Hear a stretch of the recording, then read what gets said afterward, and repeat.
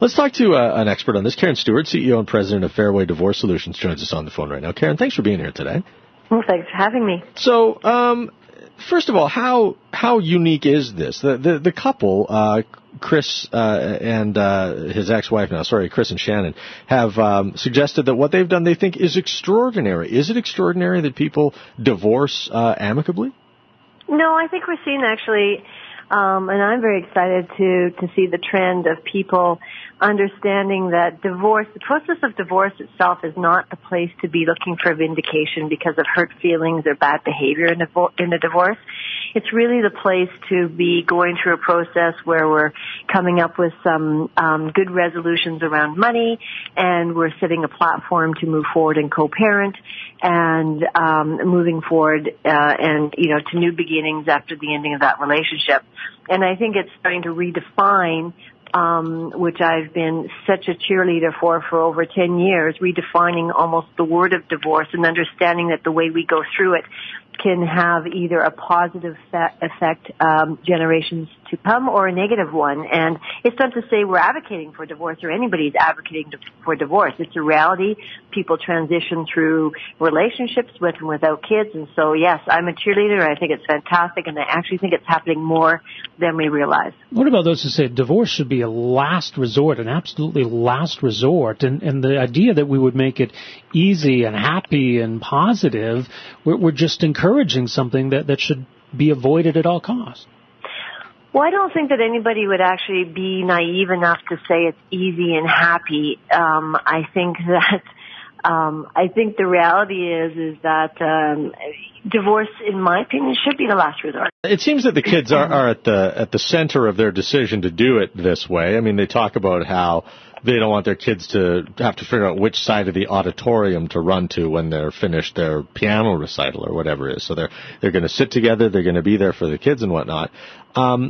Is that, I don't really know how to ask this question, because in the context of like a more conventional, dare I say, divorce, where it is a split and it is really an upheaval for the children, is this progress on that front that there still needs to be a lot of progress made? Yeah, I love that question, and I have a really interesting story. I started this company over 10 years ago because of my unfortunate experience through divorce, and of course now it's grown and evolved from there. But I often think back to a time when my youngest was about 4, and we were at a hockey game, and my ex was on the other side of the arena than I was, and she came running over to me and she said, Mommy, I'd like to come over so you can meet my dad. And that's a true story, and one that has resonated with me since I started this company and since we've grown, that this is what we're trying to avoid. We are trying to avoid a situation where children feel torn, and it's a sad situation, and it still happens, and it's just, quite frankly, unnecessary. And so, now we're looking at the opposite extreme where they're happy and smiling, but a happy medium is where ultimately, hopefully, we'll get. And it's funny because I've even heard anecdotally stories similar to this where, the parents divorce, but, like dad still lives in the home, and it becomes like a basement suite where dad lives and mom lives upstairs, or where they still take vacations together as a family. And I guess, for whatever works, to each his own. But I mean, do you hear stories like that? Oh, all the time. We call it nesting, and we're seeing that a lot, and we're seeing it especially now with the economy the way it is. People are looking for creative ways to part ways, but not destroy their assets in the meantime. I mean, the last thing you want to do is be forced to sell a house or sell anything at this time. So they're looking for creative ways to do that. At the same time, most parents, when you ask them what is your number one priority, 99% of the time it's the children.